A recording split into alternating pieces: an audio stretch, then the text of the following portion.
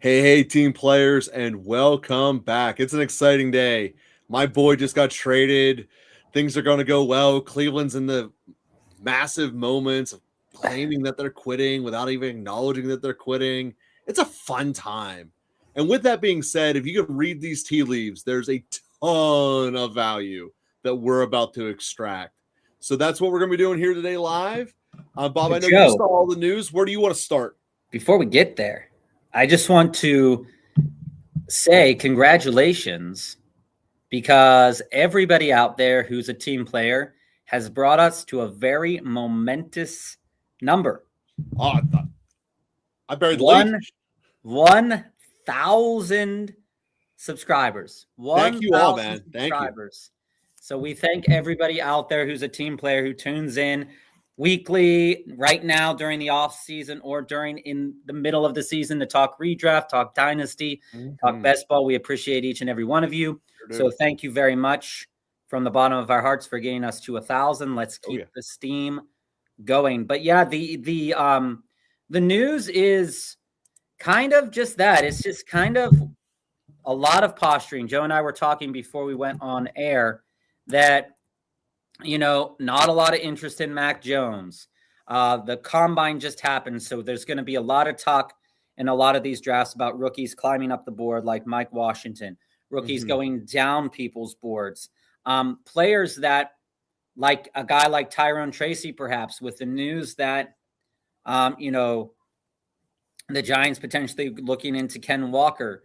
Ken Walker plus Scadaboo, where is the place for Tyrone Tracy? So there's a lot of player capital that is interesting to think about as we move through the beginning stages of this offseason. As I said last week, this is the time that I want to be filling up my little boards, just because there is going to be posturing. There is going to be very much changing value and trying to get ahead of that a little bit so that you can maximize that closing line value.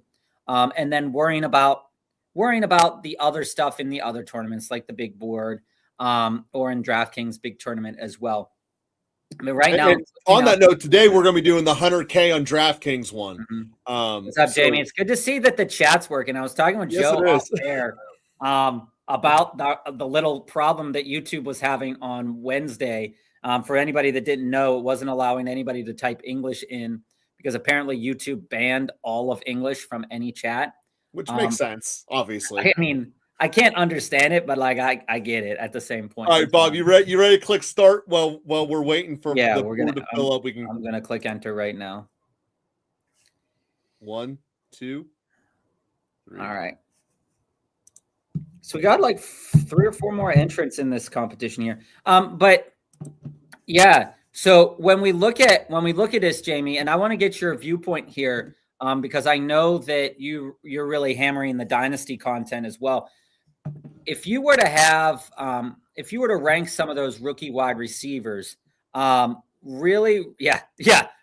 for real. If you were to rank those rookie wide receivers that have the chance to really excel,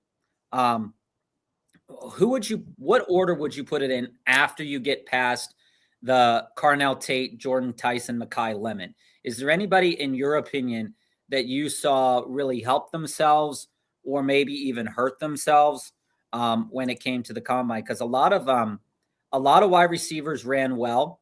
A lot of wide receivers did the drills well, and a lot of them did not do them well. So just wanting your opinion there. And when we look at this up, Joe, long speed is one thing, within 10 yards is another thing. And I think that when we look at some of these wide receivers, for example, I'm just going to throw it up here before we go live with the draft. But the thing that I'll wait for you to throw yours up. The thing that I really find is, like, when you're looking at receivers particularly, everyone gets enamored with the 40. And don't get me wrong, the 40 is important. But when we look at the ones who historically open up and dominate fantasy football, they have 2 other ones that are vastly more important. And most people are going to be like, wait, what? It's going to be the 3-cone and the jump. If you can get your vertical and you can have a solid as hell 3-cone, you're going to have yourself a good career. So you got the answers up right there. So we're Jermaine, Jeremy, Bernard, and then you're looking at, you said vertical. Yep. And you're looking at Dion Burks as the top one there. The vertical for Bernard was not good. So yeah, like I said, you look at those two combinations, those are the ones that keep on for the long run. If you go back to JSN's draft, dominated them both. And not a lot of wide receivers did the 3-cone drill. Not a lot of players in general from the running back. Because it's hard and you look at it. And when we think about landing spots and such for some of these wide receivers, because a lot of these wide receivers, it really is going to be dependent upon what the landing spot is. And I was waking my son up and watching dinner, or I'm making dinner yesterday, I was listening to the podcast Off the Schneid, and they were looking at a little bit of a couple of these wide receivers. And just in best ball right now, the problem that I have with a lot of these wide receivers is that I'm not entirely sure how much they're going to stand out, especially these 3rd round, 4th round guys, over guys that are already in the league right now. That's the key problem. That's why I keep taking the bets. And so it's going to be problematic. And like, for example, for a guy like Omar Cooper Jr., looks, had a good combine, projects pretty well. And you look at, you can look at the analysis getting Debo-like, but will that happen year 1? Or is it more likely to happen year 2? So Jamie here mentioned Boston, Concepcion, Omar Cooper, Surratt. After that, not really sure I want many of them, like Malachi Fields, Branch, and Bell. I mean, I heard that, quite frankly, Zachariah Branch, not only did Zachariah Branch not perform up to where you wanted him to, he also made a couple of mistakes during some of the drills. And then, being a manufactured touch type of guy is problematic, because it's not what you want to see. That you are going to get those touches manufactured to you your rookie year, unless you are quite exceptional at so many different things. So that can be problematic. And in terms of Surratt, he's, when you try to find him in some of these, drills, it's like, okay, where keep searching, baby. Keep searching. Where are we looking at here? It's like it's problematic for some of these guys. But I like Surratt. And I, just going through some of these guys that could be drafted. Bryce Lance, good 40 time. But the problem is that we're looking at you're going to have to make a big headway into the league. And guys like Dion Burks here has a great 40 time, also did a great vertical. Maybe he goes from undrafted to being drafted, and just that little difference will make a big deal when it comes down to it. So Joe, we're going to put yours back up there. Yeah, we are, because Bob's got the first pick in the draft, baby. And Jamie, looking at Mike Washington Jr., you're definitely not going to be able to grab him in the late round, in early second. He's going to be primarily a 1st round guy now. But the problem that I have a little bit here with Mike Washington Jr. is that when you look at, like we say, there are tape guys and then there are sweatsuit guys, right? There are underwear guys and there are guys that perform on the field, right? And so what you would want to see, out of a guy like Mike Washington Jr. So he has that speed, and if given the opportunity, he can probably extend the play. But what you would want to think about is this guy good at blocking? Is he going to be on the field? And that's kind of like what I want to see out of a lot of guys as they finished up the testing and just going back, listening, watching, looking at the tape. How good are some of these players blocking? Because right now in the current state of the NFL, it's gotten to be, there are a lot of teams that will have 2 running backs come in, maybe a big workhorse guy like we're seeing in the first and second round of these best ball drafts. Mm-hmm. But how do you get on the field? Because for the first part of the year last year, Travion could not get on the field. Mm-hmm. And so exceptionally talented, exceptionally fast, exceptionally gifted. He only really got on the field because of injuries. If we're being totally blunt, that's when he got on the field. So like Mike Washington for me is a guy that I'm interested in. On the clock, click your Bijan, and baby. I have been interested in, but the problem is that the click now is too expensive, right? You're probably going to see him go 16th round, and the click just got a little bit more expensive for what we want to pay for it. The running back rankings, absolutely, Jamie. I feel this 100% because Emmett Johnson didn't test well, but he looks good on tape. So I'm curious, once pro days roll around and we get through that process as well, how many of these receivers, running backs are going to get that boosted stock as well when we look at pro days, right? I think that will be another telling sign of where teams are going to go with this. And we have to remember too, it's like we already saw one piece of a puzzle move, and that was David Montgomery. So I'm really excited to see how David Montgomery fares in this draft, particularly. And same with Woody Marks, is that when the hammer dropped and we see Montgomery going to Houston, what are they going to do in Detroit? Are they going to bring in another rookie? Are they going to bring in a veteran? How is that going to change the landscape of how that team uses the running game? How much? I doubt they use a high pick on one. But I can see a third to a fifth being the supplemental. It's not the same draft. Yeah. But the Colts picked up their backup in the 4th round last year, and I see the Colts or in Giddens, and I see Detroit doing essentially the same thing.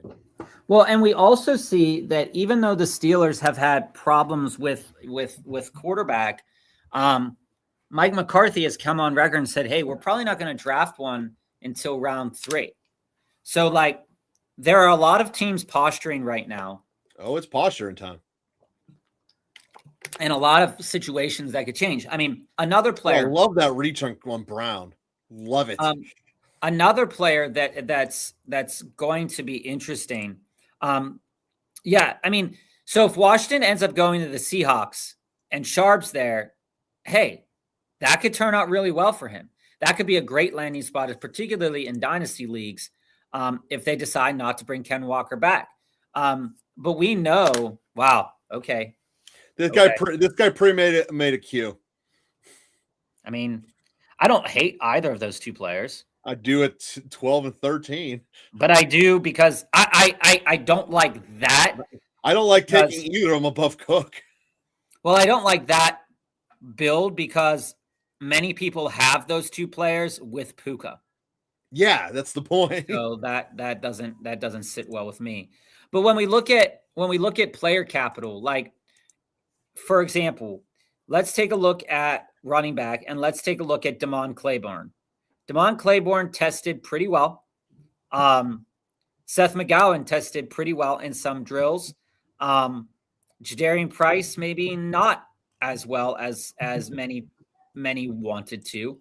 When we look at the 10-yard split, Mike Washington crushed the 10-yard split. Claiborne and Johnson were right neck and neck with one another.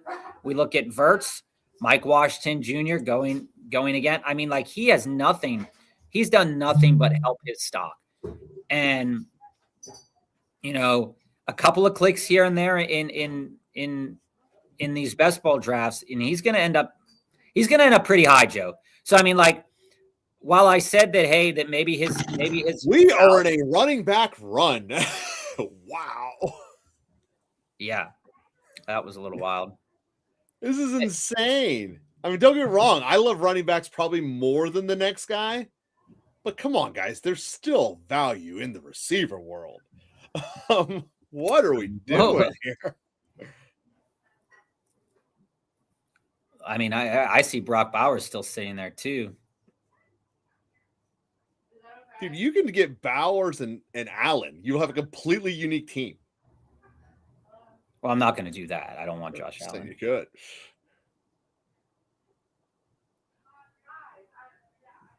All right. Yeah, that was wild. It still is wild. But in reference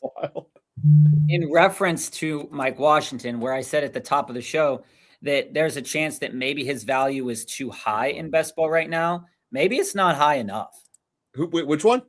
Mike Washington Jr. Maybe it's not high enough. Because again, tested through the roof. Is this going to be something that's going to be worth keeping your eye on in the 16th, 17th round when we would be drafting guys like who are we looking at here? When people were clicking Ray Davis, or when people were clicking Dylan Sampson or Sean Tucker or Kamani Vidal or Braylon Allen, would it be better to click Mike Washington? Because Mike Washington now has climbed up to pick 184 in ADP. Pick 184, where he was being basically 20th round or lower prior to that.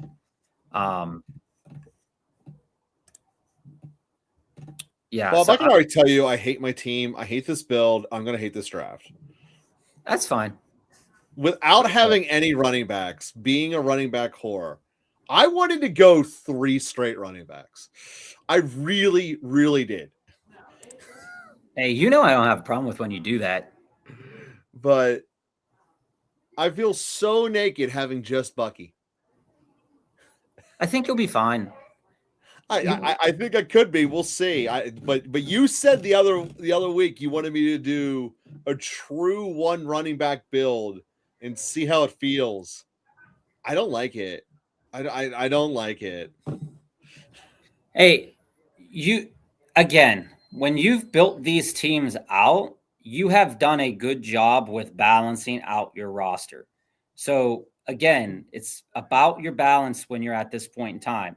You have your one running back. You're going to be fine. I know you don't like it. You're going to be fine. Oh, it'll be fine. Hey, family, you're working on your text now. It's working today. It's working now, family. It's working. Yeah. So, Joe, I want to get your opinion, though, about this flip here. When we look at Kyren being brought up, how do you feel about Kyren being brought up in this draft specifically to the early third? Well, I get why he was brought up. He was brought up because of this whole running back push altogether. Mm-hmm. And quite frankly, there's a cliff because if you don't believe in Hall, it gets really, really rough really fast. I mean, we're going to see Javonte Williams pull it up too hard too.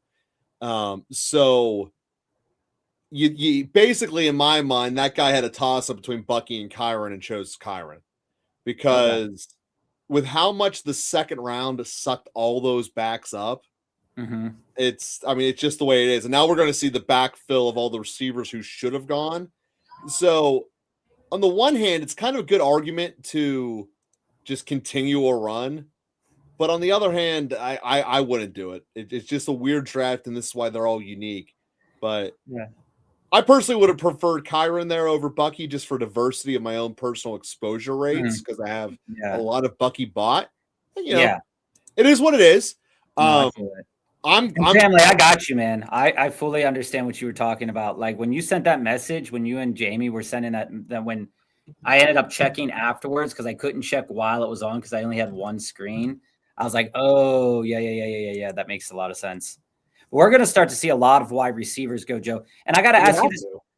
When you look at you guys, that my favorite wide receiver around this time is Zay Flowers. Is there any other wide receiver within this grouping that you feel is like head and shoulders within this grouping that you want to have a little bit more of? So considering starting this grouping from Tet on, the 3 that really jump out to me that I want are, I guess there's 4. It's Ladd, Adams, Williams, and Flowers. those are the ones that when I'm looking here that I want to get a part of. Mm-hmm. So that's the real balance there, because I think that there is a wild card in Rice. Rice could be a league winner. He could be a nothing. A fourth round, I'm willing to pull that trigger. I can't support the Jets in Wilson because I don't think he's going to be able to win the ball again. AJ Brown, I think, is really hiding the fact he's declining better than anyone should be able to. Like, watch the film on him. There's a reason he wasn't getting the ball, and it's not because the guy who chose him to be his godfather doesn't like him. Like, let's be honest here.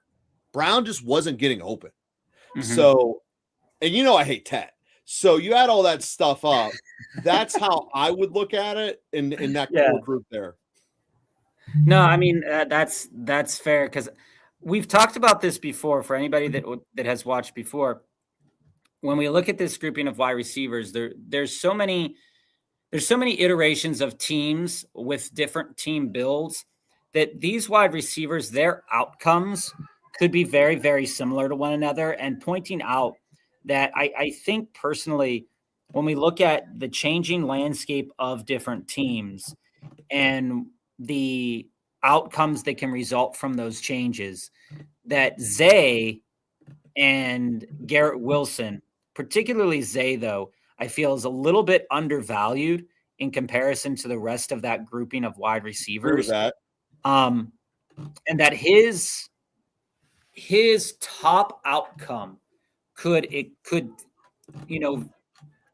especially in terms of touchdowns, if he could get that touchdown mark up to about 8, and keep that reception total around the same, he's going to end up as what people were, as that kind of Olave type of number that we were looking. I also think that's to be naturally expected, though, because if you look at the offense that Baltimore has, inevitably Henry's going to decline. It's inevitable. So he's not going to score all the touchdowns. They're not playing a first place schedule this year. And I think that when you go through all of it in net, Zay has to be the one to step up, because you also have Andrews declining. Like, Zay is now officially the number 2. And by all reports, they don't want Lamar running anymore. The touchdowns have to go somewhere, and I think it has to go to Zay. I think it's a natural answer. I think it's the correct answer. Yeah, and then as we go through, and you're going to see if it, however many of these DraftKings drafts that you have done yourself, everybody out there, I'm reaching the end of my 20 max entry for the dollar contest here. And what we've been seeing lately is this pull up. There's going to be a run of quarterbacks very, very soon. Right around. We're seeing it now. We're seeing it now a little bit, but from Caleb Williams down to Jackson Dart is typically the quarterback pool that we often see being steamrolled through in the 6th and 7th round. So I'm really curious, and for everybody watching right now, if you were to rank those quarterbacks in the 6th round there, how would you approach that? Because for these drafts right now, there's a lot of people that are not approaching these with stacks in mind. No. With these early tournaments, which is one facet that's important to keep in mind as we get into Best Ball Mania, is those stacks are going to be a little bit more important to be mindful of. But a lot of, say, an unstacked Caleb, for example, here, while he might be this person's favorite player on the board, is that the best method to go about doing this? I'm not sure Caleb is the guy I take there in the 6th round. Joe, thoughts on Caleb in the 6th? What's up, WFN? Bob, I don't know how I don't know if Dark Side's here right now, but I don't know how many times to tell you. I don't want to be married to an offense with a quarterback who is this guy has stolen me 5 times in a row now. This guy is just driving me insane. I apologize. I just got kind of like derailed as this is happening here. It happens. I saw this live in motion. You know what? I never take Drake, man. Let's do it. Oh, wow. Okay. All right. So here's the great comparison of the two. The same draft class. And when we look at Caleb, Caleb is inaccurate. Just 100%. That's what he is. He is banking and hoping that he can have the treatment that was Josh Allen turning his career around. And I also want to point out here, Warren just jumped 4 rounds. Jaylen Warren. In my mind getting discombobbled here of it was going to be Warren and Warren, my back-to-back picks. But that's the thing though, Joe. When you look at the running back pool, right? Is that there a lot of people, like I only have one running back and I'm okay with that for right now. But there's a lot of people very, very concerned about just various situations in the NFL, how these different landing spots are going to play.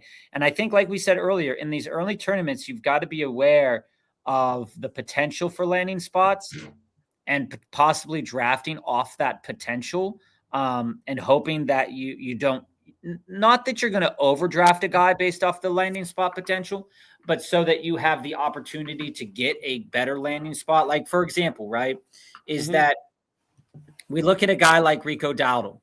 If Rico Dowdle goes to Minnesota, that's a pretty good landing spot for Rico Dowdle, but it does take a value away from Jordan Mason. If we look at Connor, for example, would Connor be a guy that could be useful for Minnesota or for the Jets, as another example? Will Tennessee cut ties with Tony Pollard? These are all questions that we have to ask ourselves. And you see here, I'm hoping Stevenson gets dealt, quite frankly. That's why I took him here. Because without taking you want to take 3 Patriots in a row. I'm hoping Stevenson gets moved. Family, if I'm choosing one of these to sell right now, I think it would be Jalen Hurts. And the only reason I don't really have a huge opinion about Malik Willis other than I just need to see more out of him.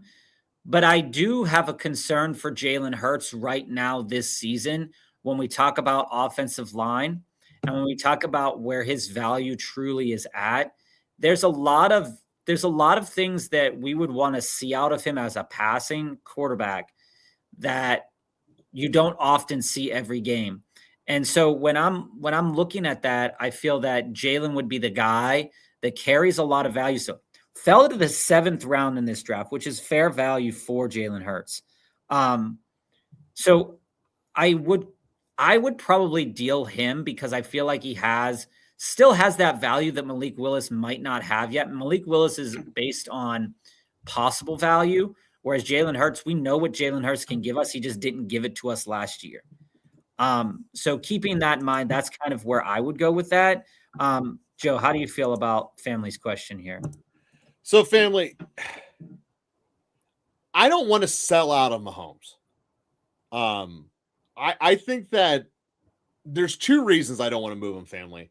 First is in Dynasty, you get a little bit of a more educated fan playing the game, but still, Mahomes is going to come back with a vengeance. You know, quite frankly, I'll put my money where my mouth is.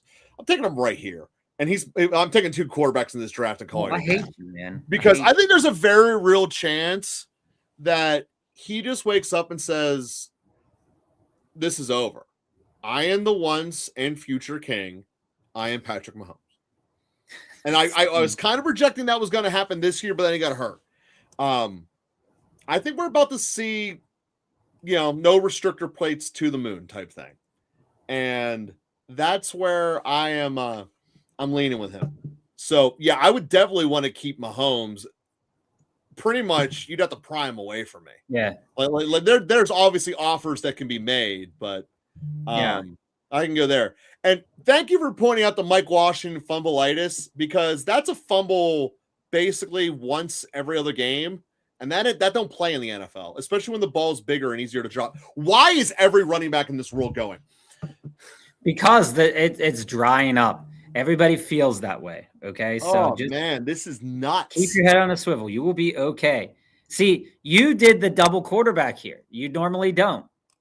So I that's true, because I also was so confident in my top 3 receivers. I was going to be like, let this play, but no one's taking receivers. Tyson should not go at pick 100. No, Tyson should not go at pick 100. I did think about taking him at the turn there, but I wanted to build out a couple of running backs there. It's a good thing you did because we're running out of them. It's definitely there's some falling value on certain players. Like QJ right now, still on the board, is a little unusual to me. I did want to click him for sure, but that was it's interesting to still see him there. It's also interesting to still see DJ Moore there. And we're kind of at the point where you just stack up the value. I mean, it's doing double tight ends. Like, what are you doing? I have two tight ends with all this value of receiver out there. Look at Fernando Mendoza being pulled up, Joe. This is a wild draft. Fernando Mendoza, wild draft that I frankly am not approving. Getting pulled up. Hurts is the one I'm getting offers on. Guys willing to deal Judkins, but I'm thinking targeting neighbors with a random known wide receiver added. Hey, I think that's fair. I'm moving Hurts all day. Mm-hmm. I'm 100% moving Hurts. There goes QJ. There's already talks of Philadelphia. They don't want to start him anymore. So I am definitely. I disagree with that, but there's talks that if Jones does not re-sign, they will accept the trade with the Colts. That'd be interesting. That's already out there. Logistically, I don't see why they would want to do that, but that's because Indy feels that Hurts and Daniel Jones are the same. And Indy thinks they're going to win it now. And for some reason, Philadelphia believes in that Tanner McKee guy.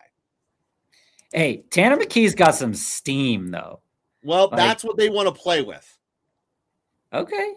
I mean, they can play how they want to play it, but I think, again, that's probably a bad idea. I completely agree. It's a bad idea. There goes Sadiq. The board is That's moving. The Oregon one, right? Yes, the board is moving drastically. I do not agree with that at all.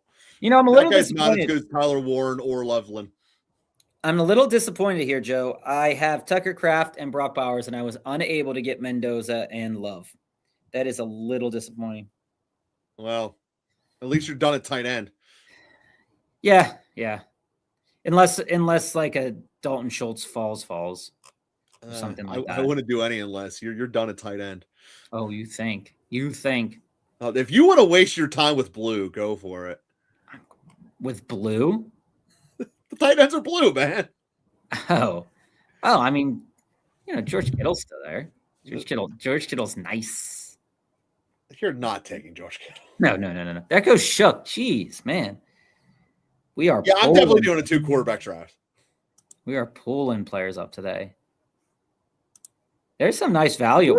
Round. This feels like this should be like the 13th with where these quarterbacks are. Well, I mean, it almost feels like that though, right?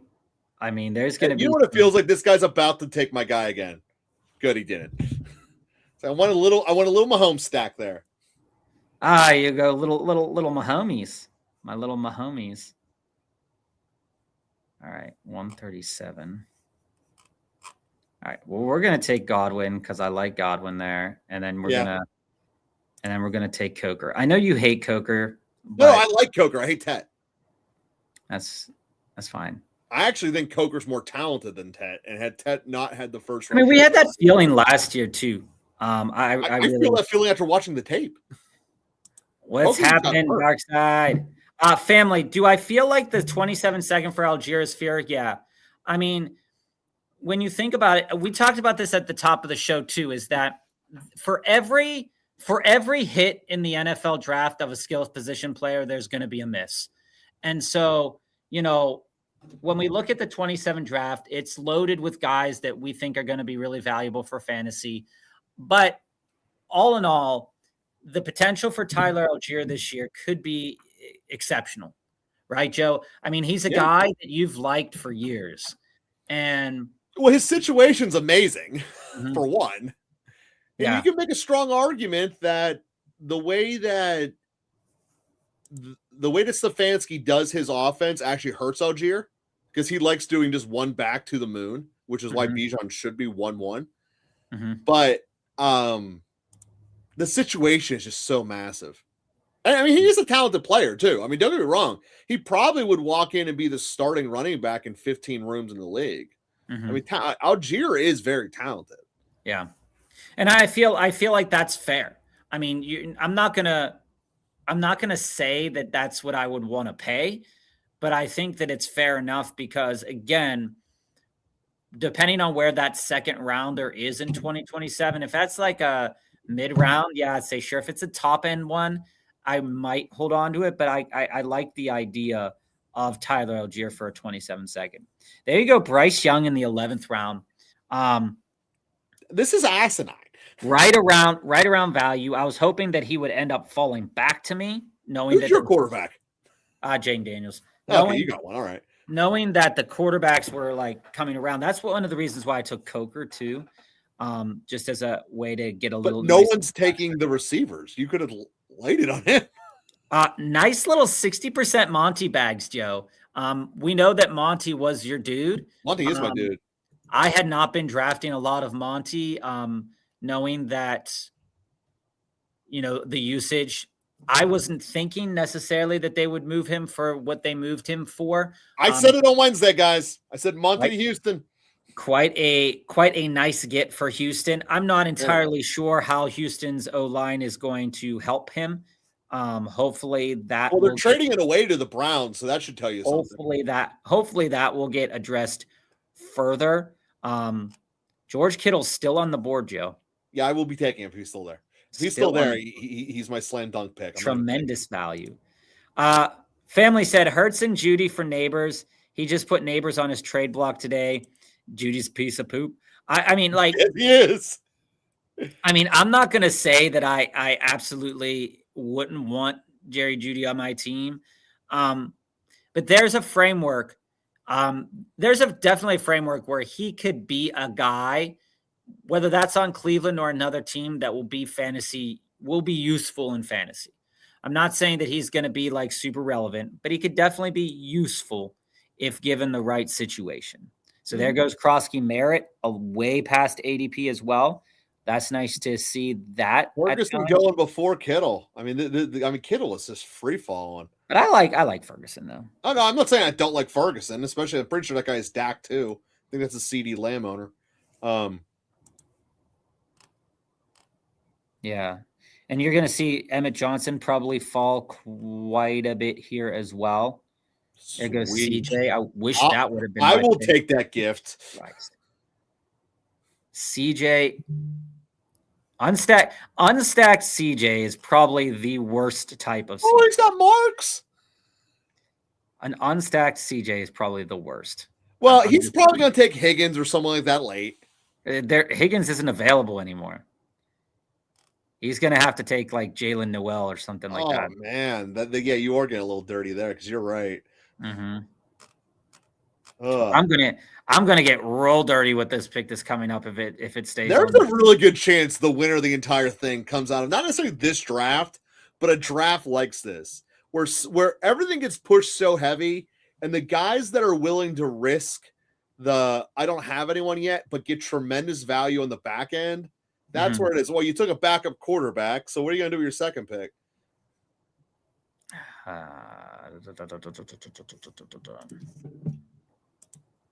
All right. Tajay Spears. Get a little Spears action. Yeah, I mean, Kyler is who he is. With the way the quarterback, I do believe that Kyler in the 12th is fair enough after everybody else came off the board. I'm not fully expecting Kyler to do much of anything this year. But there is a world you can be in where Kyler ends up being a starting quarterback next year for a team. Love the Jalen McMillan pick. They said there was a news source that said that they do want to give, and this is something we talked about way back, probably like a month or two ago. But the news source just basically was talking about it. There was an interview with the coaching staff and was like, yeah, we want to get Jalen McMillan more playing time. I mean, well, yeah, Joe, we talked about this. When you have the injury that Jalen McMillan had, and and then you come back and you have a game like he had.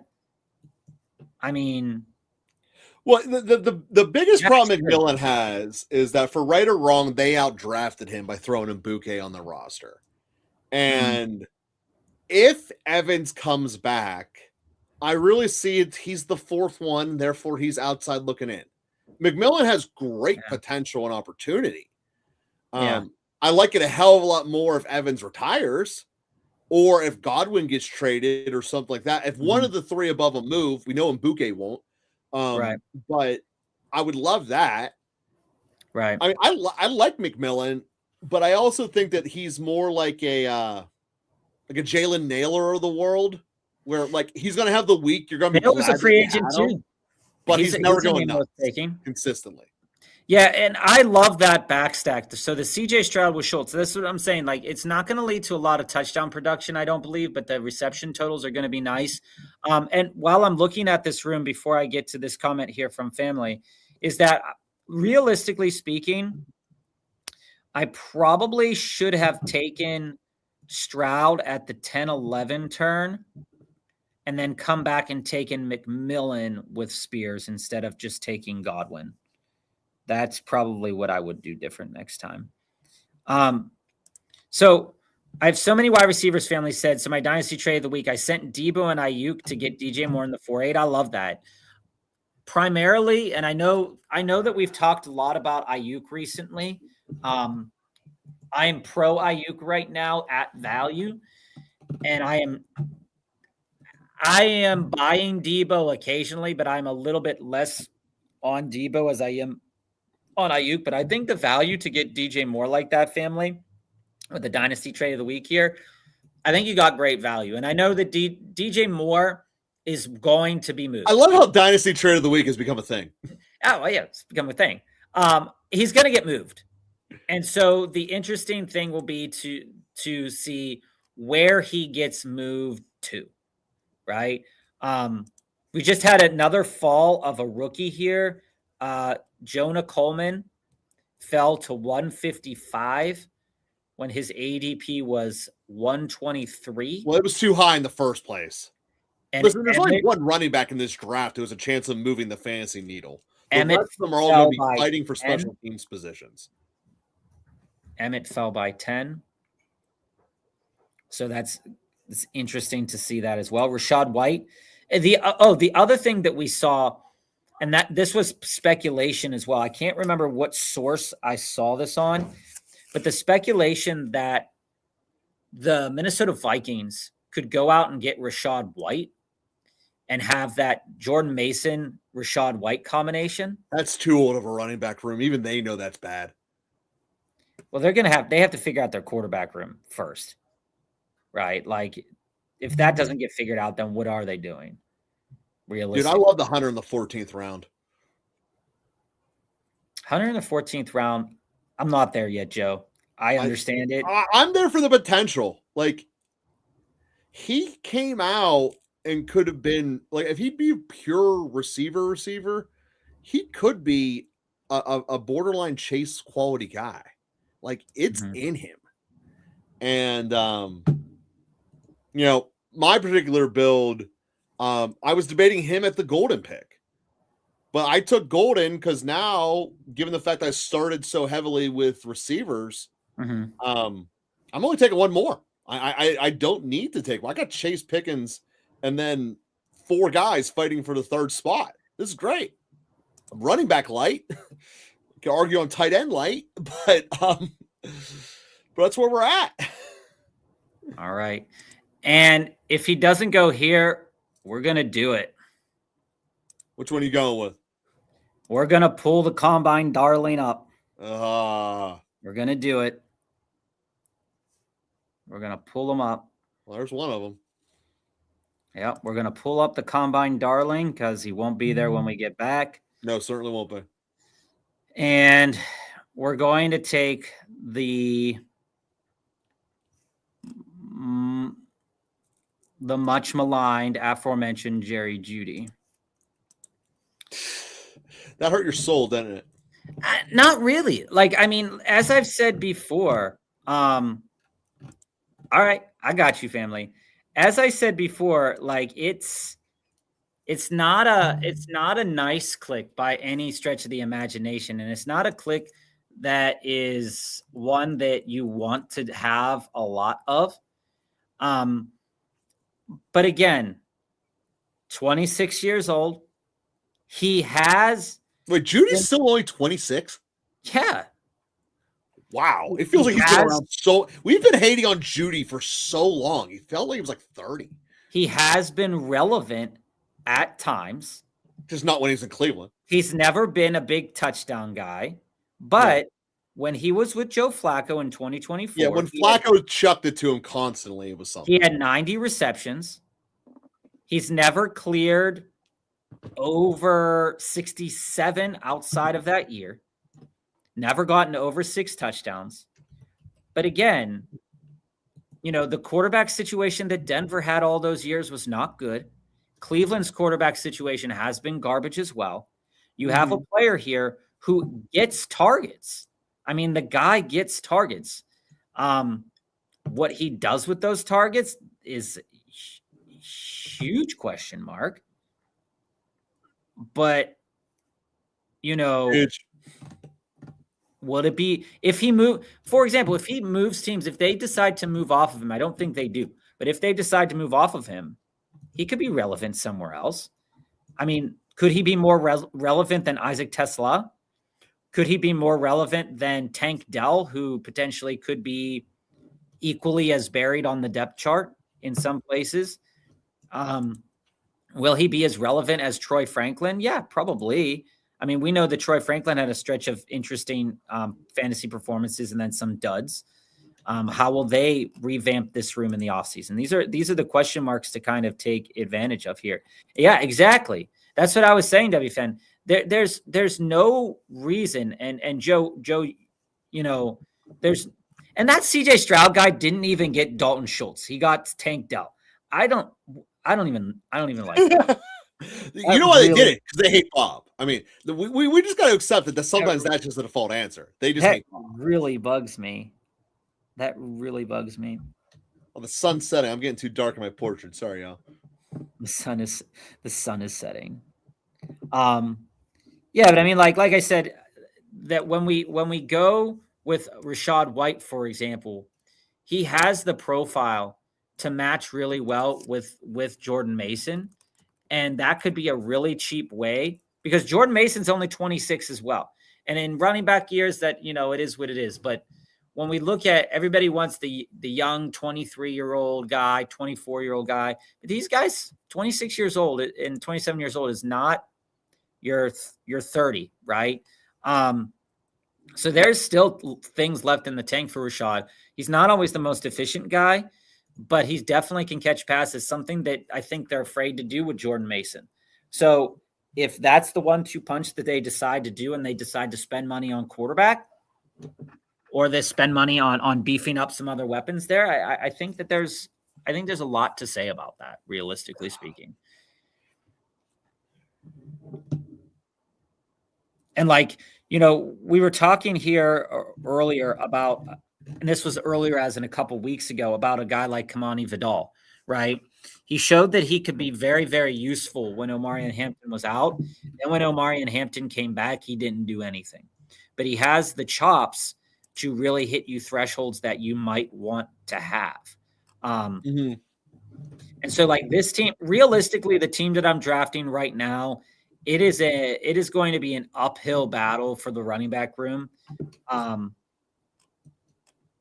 A huge uphill battle. So I'm probably going to take a bunch of running backs. Just queue up a bunch of running backs right now. Some of them might be rookies as well. And then we always have the stalwarts, Brian Robinson Jr., Joe Mixon. Brian Robinson Jr. much, when we look at age-wise, is younger than Joe Mixon.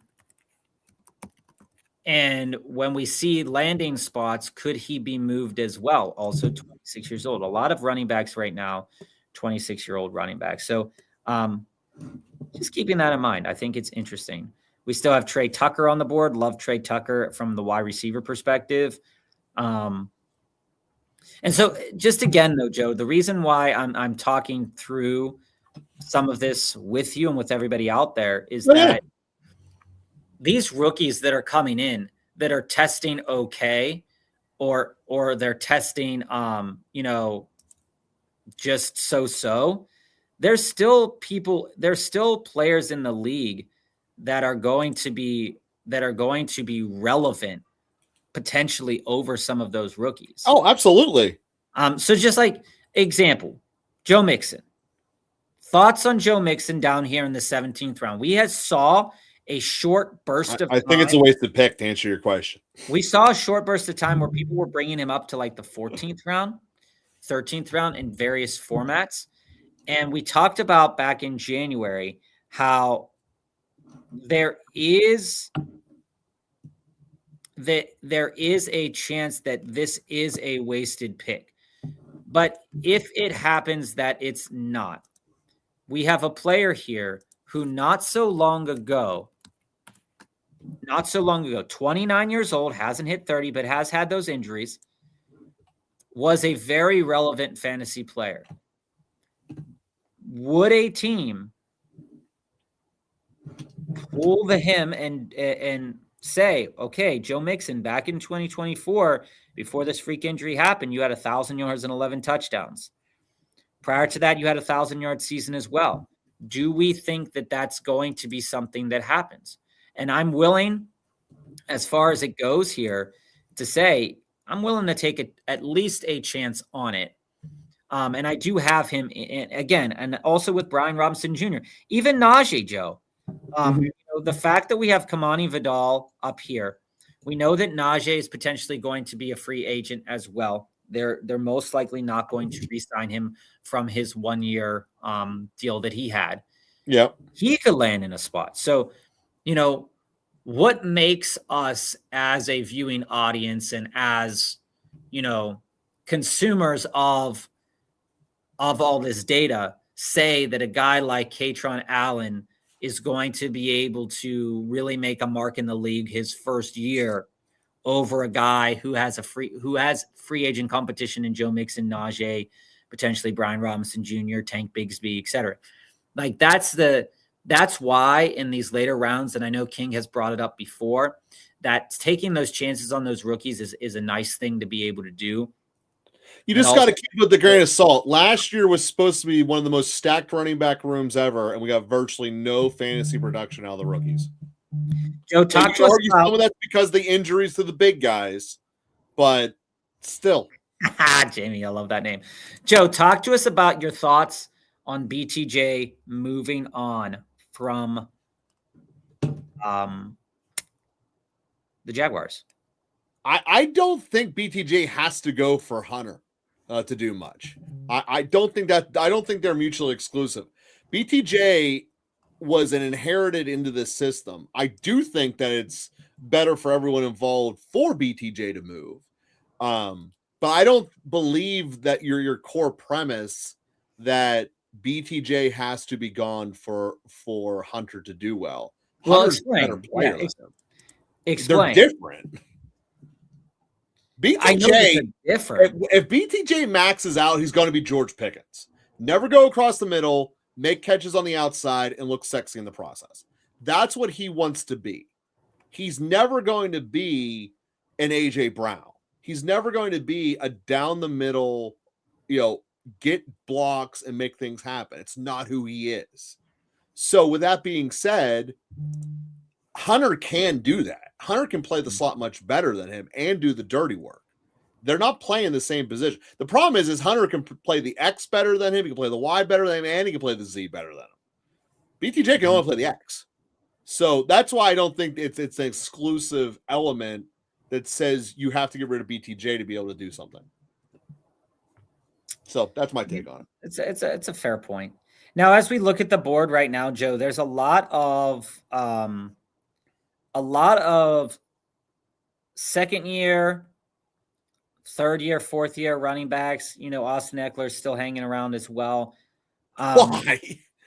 Why has he not hung it up yet? His ADP is down there at 233. But we have some rookies. Anybody you're chomping at the bit to collect on? In terms of rookies? No, just in terms of running backs in this range. Well, that was one of them. Outcomes Smith, the guy you just took. I had two of them queued up and one tight end, so I took Moose with that pick, hoping that at least one of the two backs would slide back to me, especially since in the 17th, all three of you guys took a running back. I was hoping that it would skip through, but the answer for me was Smith or Caleb Johnson. Caleb Johnson still does show explosiveness. They're reporting it a lot from the behind the scenes beat writers, and quite frankly, he made a special teams there with Tomlin, who was not in a good mental state when it was all said and done. Yeah, basically benched him for the whole year. So that's why I think a new regime, Caleb Johnson, now seeing what it's like to be a pro. I'm not saying he's going to be Alvin Kamara, but he could be. Right. I mean, again, going into the offseason last year, we really did like Caleb Johnson. He was a player that we did have a lot of in those middle rounds. That we did number 3 running back last year, or correct, number 4 running back last year. That we did bring up quite a bit. And so it's just going to be, I think, really intriguing to see how the coaching staff addresses that, because as we've said, it doesn't seem that he watches tape on, I wonder how Mike McCarthy coaches him to watch tape so that he can be successful in the NFL. So that will be that's a big question mark. But just put it aside for the record. He was the 5th running back drafted last year. And in all this fantasy football, there have been at least 9 rookie running backs taken ahead of him. And we know that the vets have a head start. That part doesn't add up to me. Why would you? Sure, you might get a lottery ticket and slam on someone, but more than likely, they're going to never see the field. So that's why I look at Caleb Johnson. I know he'll be on a roster. And I know at worst, he'll be the number 3 on his roster like he was this year. I don't necessarily know that for these rookies. There was a lot of rookies I drafted last year that were only on practice squads. A lot of them, including Devin Neal.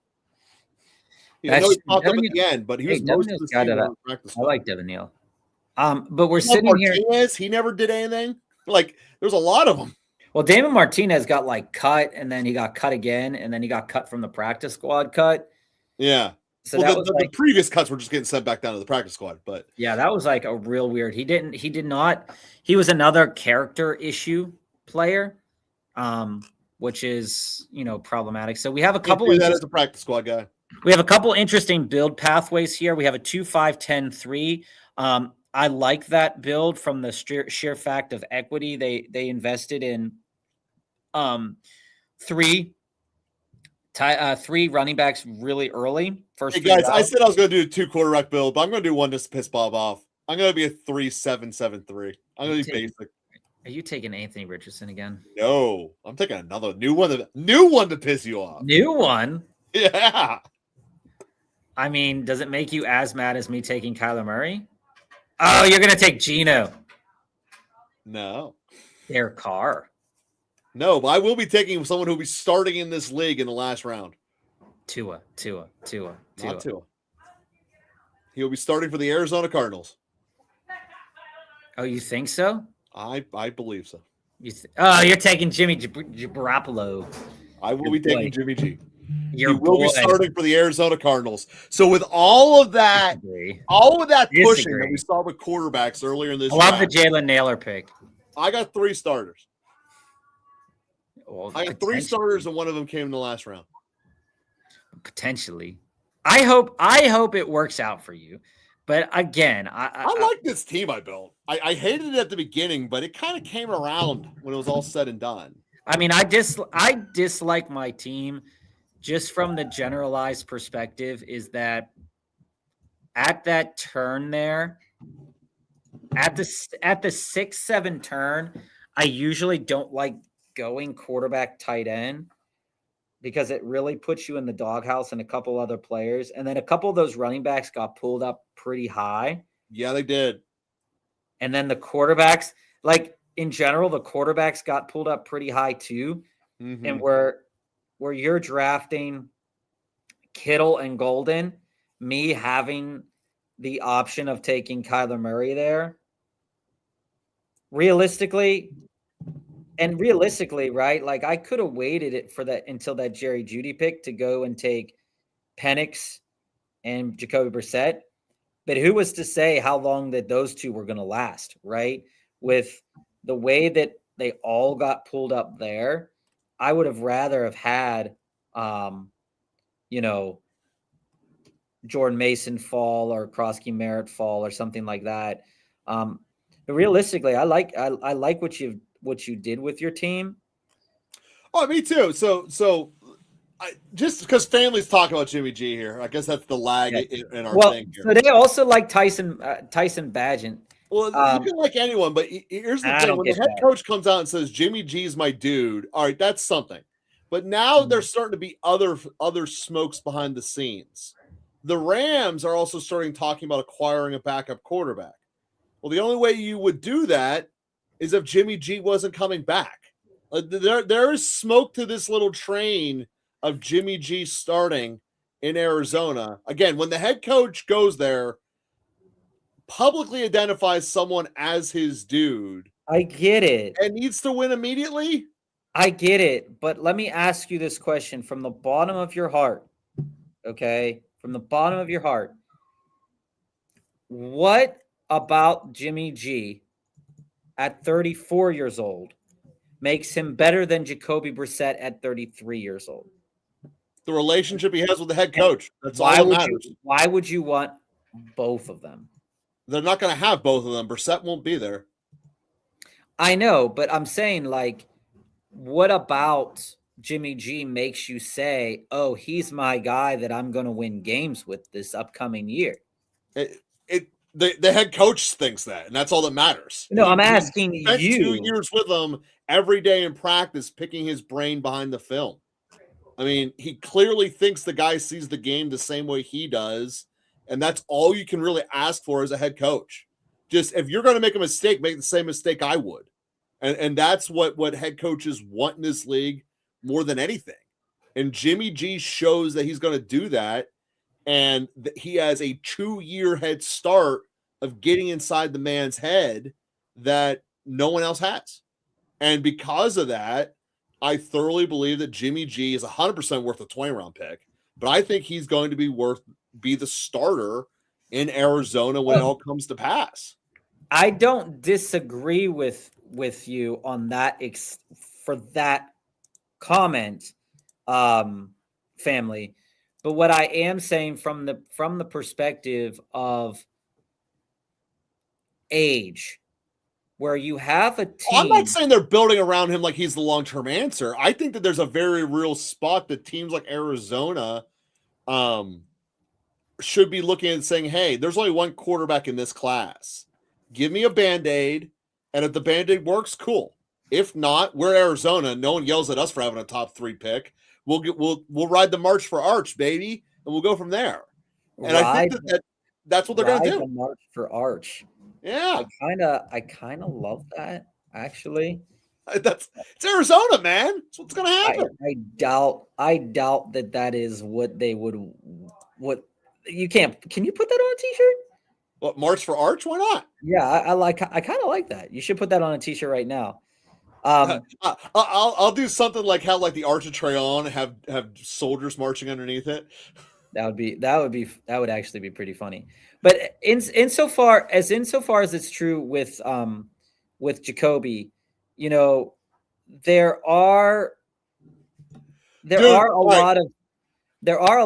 lot of limiting factors to Jacoby, right? He didn't win a lot of games, mm-hmm. and he had 8 turnovers. But when you look at it, there was a lot going on with that team from that perspective.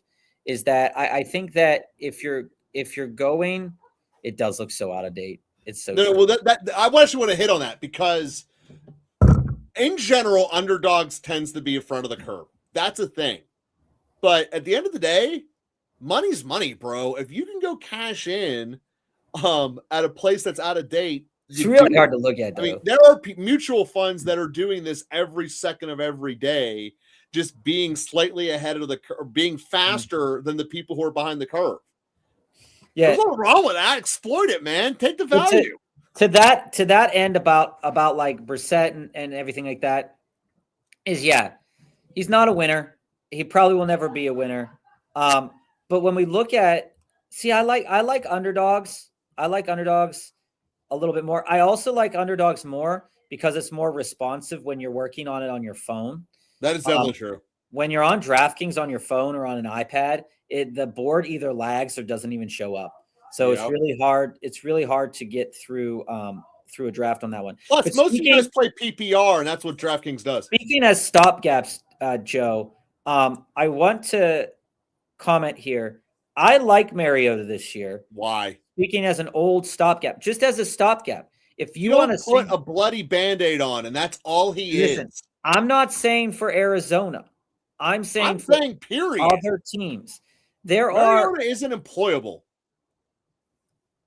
Listen, I get what you're saying, but I also don't think that Jimmy G is going to offer a team a lot.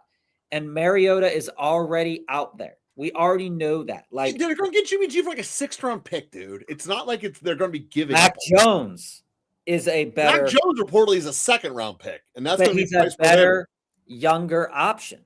Well, that's why he's more expensive. But also in general, the Rams are much easier to play with than the Niners. John Lynch is a very hard GM to play with.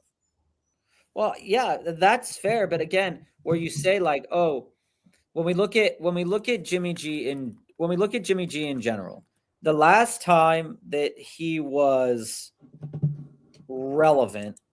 So let's look that he was relevant as a starting quarterback. Okay.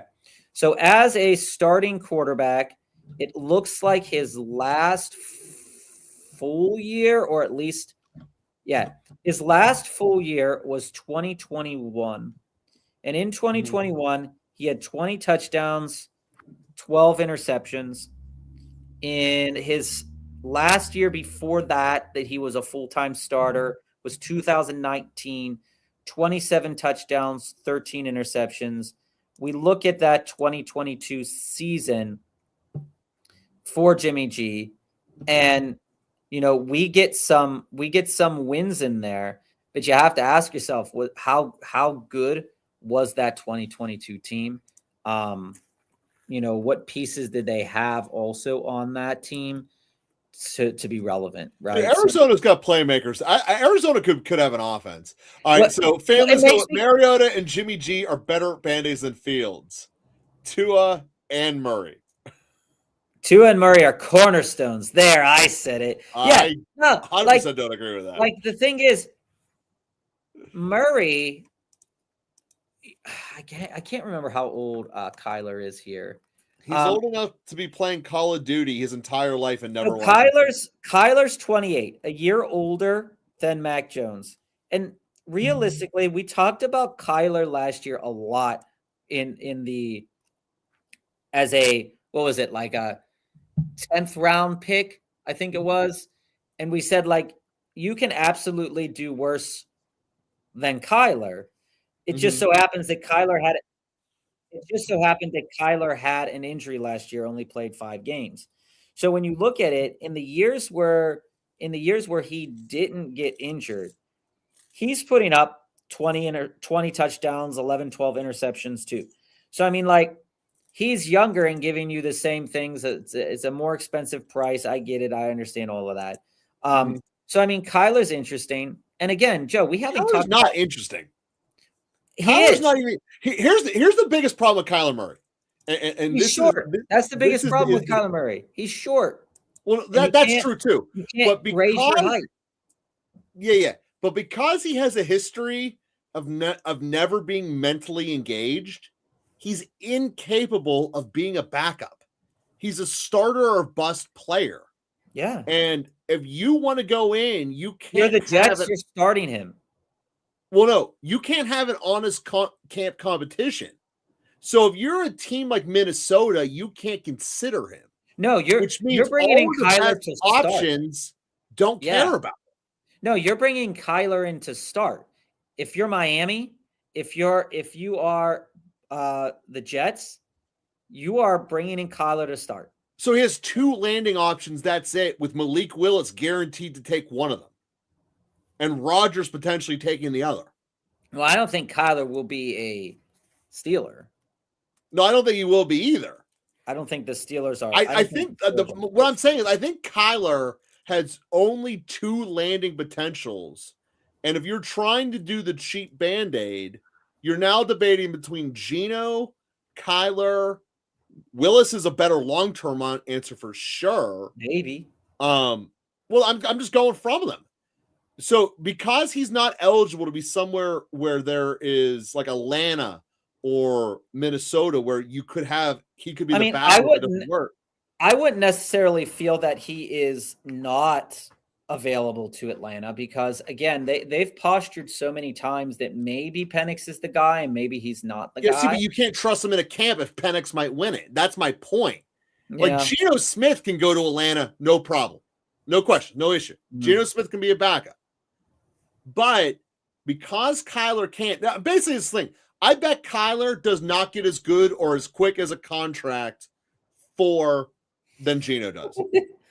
Hey, family, you know, I will take every opportunity to besmirch Kyler Murray, but I'm playing the good guy on this side right now, and it's a hard road to fight. But I will say, this right here, King, is one of the points to make about Kyler, and it's one of the points. And I'm not. Before we go back up to King's question about the combine, but when we look at the value of a draft board right now, and you look at, say you went one quarterback early like I did with a guy like Jane Daniels, and Joe, go to the 12th round, 11th round, 10th round. We talked about this too back a little while ago, where when quarterbacks get pushed up the board drastically shifts. Which they did here. We'll show the quarterback push. And so Kyler in the 12th is, I agree with everything that you said, Joe, about there are only a couple landing spots where it could lead Kyler to a fantasy relevant season. And family, I'm with you on the fact that I don't entirely believe that Kyler is a good NFL quarterback. Yeah. But with this in mind, and also we'll get to Willis in a moment, but with the Cards paying money to cut Kyler, is that... Well, the Cards have already paid him. Right. It's a cap hit, and they're probably going to designate it as a post-June 1st cap hit. When we look at this from that perspective, is that a team taking him on now is hoping, whoever drafts or whoever picks him up is hoping that he will be their guy for the next 2 to 3 years. Well, here, on that comment, let me hit what King said, because here's the fundamental point. The reason he's not ready to pull the Darnold is Darnold went and trained under some of the best coaching in the world. And, very important, Darnold was willing to listen to the training and implement it. Well, Kyler Murray has been under horrendous coaching and shown no desire to improve himself. He makes the same mistakes on film that he made as a rookie. This is an important question to ask. If you continue to have horrendous coaching through your entire career, okay, let's go to Baker Mayfield. You have horrendous coaching through your entire career when you're at Cleveland. You are modestly successful to a degree. Then you move. You have the chip on your shoulder. So narratively speaking, you have the chip on your shoulder. And Baker showed out. Yeah, but Baker's a worker. And when he went to Tampa, there was very good coaching staff. He proved everybody wrong. But what I want to bring up is to the point that King mentions, is that while you and I and most of the world watching doesn't fully believe in Kyler, that's enough reason you would hope mentally that it would say, oh shit, I was signed for this huge amount of money and this team is cutting me. Bob, the only two Right? things he really needs in his life is an internet connection, weed, and Call of Duty. He's already got enough money to have that for life. Mentally, I think there's the little bit that Kyler has to do, but Kyler, I don't think he's returning to the NFL is my point. If he starts, Joe, and I agree with King on this. If he starts, he will have 4 top 10 plays on SportsCenter, 4 weeks being injured, and most of it being worse than Caleb Williams. Like you said here, thinking the Jets is the solution for a quarterback is a crazy take. QBs move away from New York to get good, and Kyler should start a pro Call of Duty team. Again, coaching staff hasn't already change. I'm pretty sure that Kyler probably has already did that. But when we look at what the Jets could do in the next couple of years, is that they developed that. I don't know what you're about to say, but I know what the Jets are going to do over the next couple of years. They're going to suck. They developed that wide receiver room. They keep building the trenches out. The offense starts to be relevant, and you could see some decent fantasy performances from offensive pieces from the Jets. I mean, it wasn't so long ago that we were seeing very relevant performances from Garrett Wilson and Breece Hall, et cetera. So, like, I'm going to be the guy to say it. I'm not fully 1,000% out on Kyler Murray at that pick. I'm not saying that I'm going to take him bajillion percent, but it's the same reason that I'm taking Jacoby Brissett as well, in that if Jacoby Brissett ends up on the Jets, yeah, there's a chance that he throws for 15 interceptions, but there's an equal chance that he has the opportunity to be crazily better than Justin Fields. And King, I don't subscribe to the part where it's a top 5 offensive line. I don't.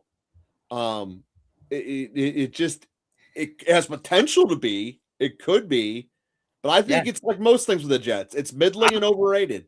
I'm with King on this. I'm with King on this one. I'm not. It has a landing spot, Jets guys, but again, but also Mason Taylor. You're forgetting about Mason Taylor too. Mason Taylor can be he's on my team. I got him. Very relevant fantasy tight end.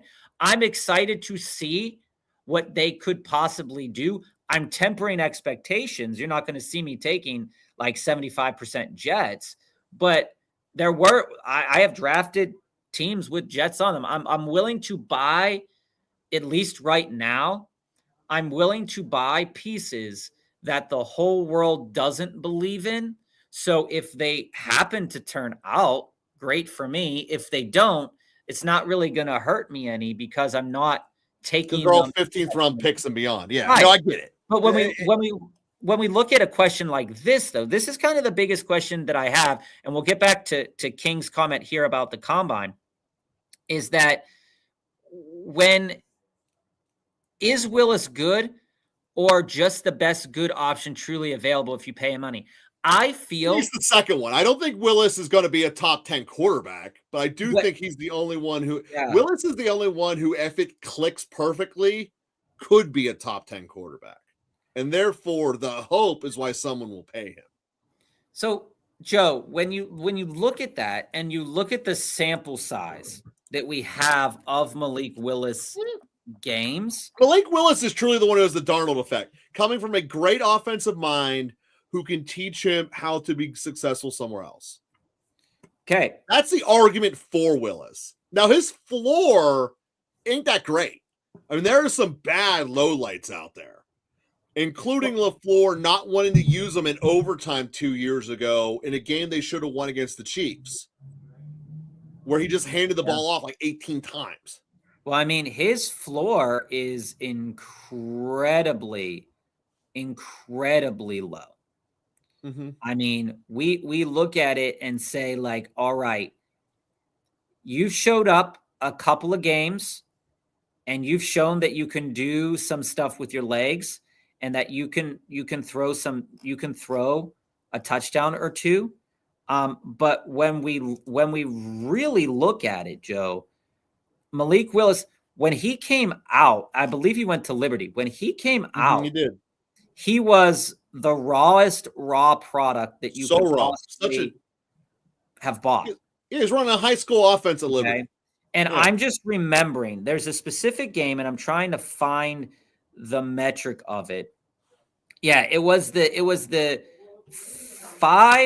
6 for 10 for 55 yards and an interception, and the 5 for 16 for 80 yards and no touchdowns. And then we jump over to his time with the Green Bay Packers, and we have back in week 3 in 2024, we had a game where he went 13 for 19 for 202 yards. And then we look at 10 for 13 for 136 yards week 18 in 2024. And then we look at 2025 and we see that in week 17, he went again 18 for 21 for 288 yards and a touchdown. There's nothing he throws a good ball is pretty much the answer, but he reads well. That's great.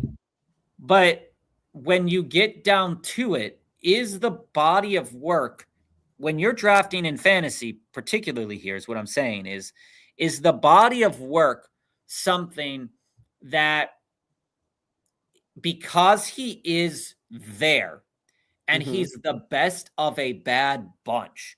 Yeah, he's going to get therefore he's going to get the best opportunity or the best of an old bunch. This reminds me a lot of the Matt Flynn. It totally could. It totally could be that situation. But from a fantasy perspective, knowing that he has more athleticism and he's going to have the first pick of where to go, he's a much better fantasy prospect than Kyler Murray. Kyler Murray is going to be given scraps. He's not as strong of an arm. He's not as athletic. Like there should be a greater gap than just a couple of picks between the two of them.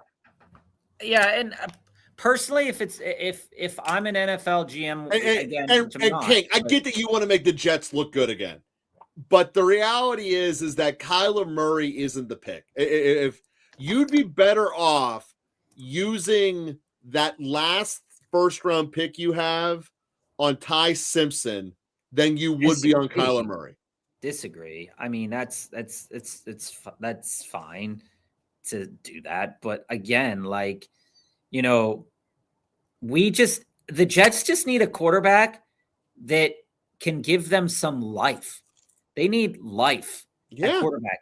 I mean, you saw that in the first game against the Steelers last year, again, and against the Buccaneers as well, what Justin Fields could, or Tyrod Taylor, right? They had Tyrod Taylor quarterbacking their team 26 for 36. I mean, this doesn't have to be like a big overthinking job. I mean, pay a quarterback, see how he works out there. I mean, you can't do much worse than you did last year. And honestly, if Jacoby Brissett gets signed there or Kyler Murray, or they go out and get Mac Jones or Marcus Mariota or whatever, I don't think they need Malik Willis, because here's the thing about Malik. You pay Malik, now you're stuck with Malik if he ends up doing bad, right? And I think that I'd rather, like, because he's going to want to be paid because he's the best free agent of the bunch, essentially. Yeah, like, but he's going to get paid 28. It's not going to be outrageous.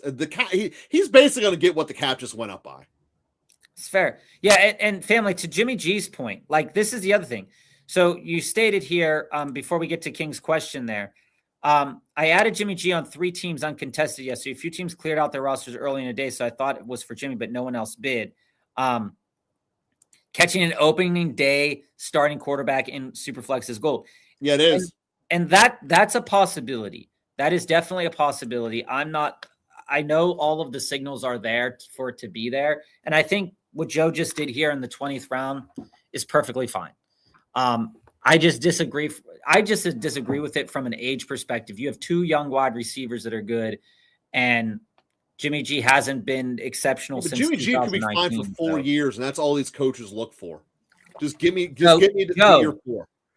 To round out today's discussion here, as we clear through some of the last questions, who are we most excited about at the combine that you could see sneak into the second round? Who do you think? It's probably one of those linemen. That would be my guess. Well, I don't have a really hard, firm answer on that. I wish I did. But so when I look at at this draft in particular, and especially conjunction of last year's was very weak on O linemen, and a lot of guys had a reach to go up. And there were a couple of guys who pretty much were third or fourth round guys that looked like they could be higher. And just because of the O tackle tax, I think that's probably your answer. And I think also when you consider from a fantasy perspective here, I'm not entirely sure that we are going to see a tremendous amount of I mean, obviously Mike Washington climbs up everybody's board. I don't think it's part of it. I think he's tooting. I think it's bait. I think it's bait. If you're an NFL draft, like if you're a GM going into the conversation right now, and you're saying, okay, I need a running back. What should I do with that? You know, there's reason to believe that that's a possibility for you, but there's probably going to be an equal amount of linemen, defensive line or defensive backs that get drafted in the second round. You're probably going to see a good portion of those players get drafted there.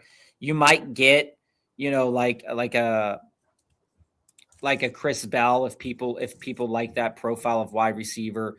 You might get some tight ends to start to skate up there.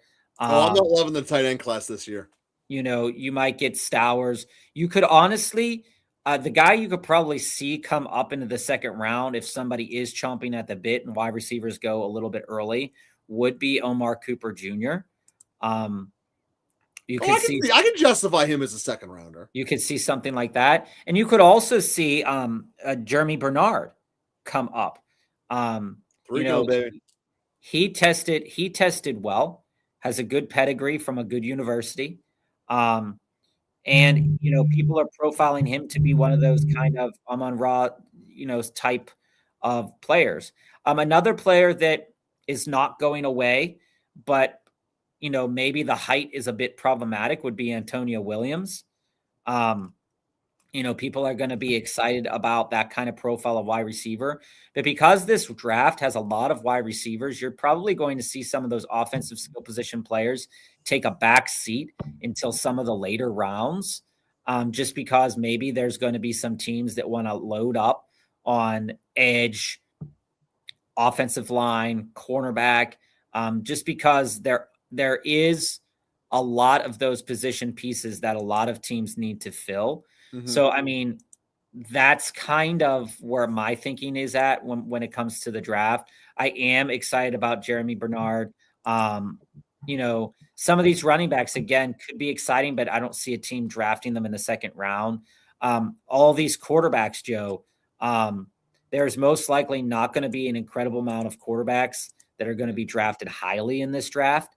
You know, you have Mendoza and you have Ty Simpson that might, like Ty Simpson might be. Ty Simpson's going to go in the first 50 picks. But then after that, you have Nussmeier, Beck, and Klubnik and Aller, and any one of those guys, and Taylon Green. I mean, he had a wonky run style in the 40, but you know he tested through the roof on that. So if you're looking for an athletic guy, maybe that's a player you find interesting. I don't think a round 2 guy, but definitely something to keep your eye on. Family hot take: Green Bay deals love and signs Willis. I love it. Would be on brand for Green Bay to do that 8 years from now. Joe is, and this is the thing, family. Joe is definitely missing out on the draft Tyler Warren hype. And I got to ask you, Joe, why do you hate Sadiq so much? Before we go off air, you're loving Tyler Warren. You're hating on. I love Tyler Warren because last year, had he had a wide receiver next to his name, he would have been the number 2 prospect in that draft. But he didn't. And the thing is here too, Joe, is that there's no one. Not that kid from Oregon's nice, but he's not as good as Warren or Loveland. But could he be like Fannin? where they just throw him in the slot. Fannin Say, won "Do your because thing." of an injury. Fannin did not earn that. And if you want to play, you get injured and you win. Anyone potentially can do that. That doesn't make you any special. He just got lucky Njoku got hurt. But then they started using him even when Njoku was back. I don't think Njoku ever really got healthy, for one. And for two, Shador, who the hell cares what he throws the ball to? Just lucky he didn't throw to the other team. Before we go off, I just want to bring up one player that is interesting. And it is a player from Stanford, Sam Roush. All right. And when we look at the NFL Combine testing results that we saw from this past week, Sam Roush's name comes up, at points in time, and I'm interested. His 3-cone drill, Joe, was the best out of all of the tight ends. And we have said, and there's many sources out there to say that 3-cone is one of those drills that you really want to be good at. As a receiver, absolutely, yeah. And we know from his profile that Roush can block. So if he puts it all together and gets drafted to a team. Again? What? What's Roush's height again? Let me look it up. If he puts it together, and we have all these teams doing 2 tight end sets, 3 tight end sets, he's 6'6". Oh, shit, yeah. 6'6", 267 pounds. He's going to be on the field for blocking. Yeah. Right? So the question that I ask is that I don't think that he's going to be out of, be a day 2 guy. But if he ends up on a roster somewhere, you're 6'6", you know how to block, you get loosey-goosey sometimes, we can get you on the field. Being on the field for a tight end means something. Now, I'm not saying it's going to be super fantasy relevant, but like you see on the field versus like a guy like Ben Sinnott. Sure. So, like at the end of the day, tight end is still the longest position to develop, and I would give it. I'm not saying don't have him on your life for the mind for a couple years out, but I went in there. So family, the man crush. I apologize because it's not sexy, but it's love, man. I am on the record of thinking that I think Tyler Love legitimately has a chance. You mean Jeremiah? You bunched them both together. I did. Tyler Warren, Jeremiah Love. I think Jeremiah Love has a very good chance of finishing top 5 in running back in fantasy this year, regardless of whether it's Saints or Kansas City. He was a freak. There's just no way around it. And here's the thing, guys. Going into Best Ball Mania season, you're going to see Joe. You're going to see me take Jeremy Love in the first round at least once. Taking Jeremiah Love and Tyler Warren on probably 40% of teams. Well, no, I won't be able to get Love that high. I'll have to be. Depends how much I can put in the back end, but assuming an average distribution, I certainly will reach on him. So this round, he went at 14. I'm already on the record of saying I like him more than A-Chain. I like him. So my rankings for backs right now are Bijan, Gibbs, JT, Cook, and Love. And then would come McCaffrey and A-Chain and all the rest. Man, that's fair. I don't have a problem with that realistically at all. You broke the man named Love's heart. Oh my gosh. Oh, dude. That's the thing, Joe. Called Loveland Lovejoy all last year. You did call Loveland Lovejoy all last year. And speaking of that, June got weird, guys. June got weird. On Wednesday, we'll talk a little bit about the tight end market because, like I said, like this is a nice fall for a guy like Brock Bowers. We gotta get into that because there's a lot of, especially on DraftKings, moving the needle for tight end is. I don't think we got to overdraft tight end in DraftKings. We got to look into that on Wednesday a little bit more. But we will be back Wednesday, 3:45. We appreciate everybody here. We appreciate the conversation. Like, follow, subscribe. I like this hot take. We'll talk about it on Wednesday because with the movement of David Montgomery, you already knew he was moving. I think it's interesting. All right, see you guys. We love you. There's more to talk about.